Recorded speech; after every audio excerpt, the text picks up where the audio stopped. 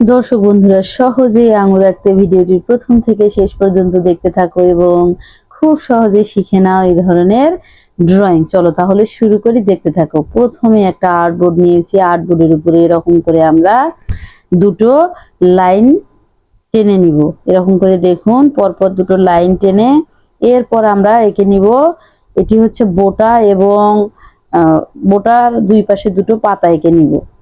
এরকম করে বাম পাশে এবং ডান পাশে দুটো পাতা এঁকে নিব এবং সেই পাতার ভিতরে এরকম করে কয়েকটি শিরা দিয়ে নিব।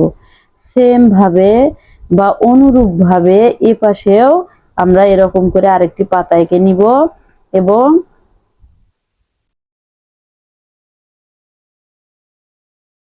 তারপর আবার মাঝে একটা এরকম করে শিরা দিয়ে নিচে কয়েকটি বা মাঝে কয়েকটি এরকম করে লাইন টেনে দিব। হয়ে গেল দুটো পাতা এবং এরকম করে দাগ টেনে টেনে এরকম করে গোল করে বৃত্তের মতো করে, একটু লম্বা হবে বৃত্তের মতো কিন্তু একটু লম্বা হবে, এরকম করে করে আমরা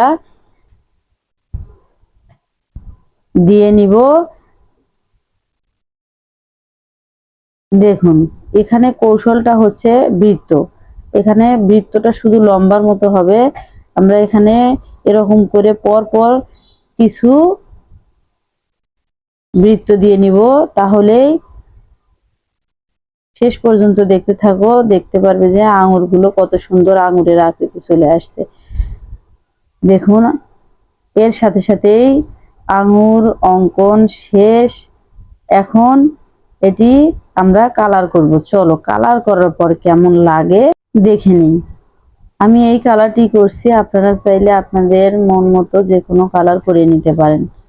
পাতাতে করে নিয়েছি গাঢ় সবুজ, এর সঙ্গে সঙ্গে শেষ হয়ে গেল আঙুর ড্রয়িং। ধন্যবাদ সবাই।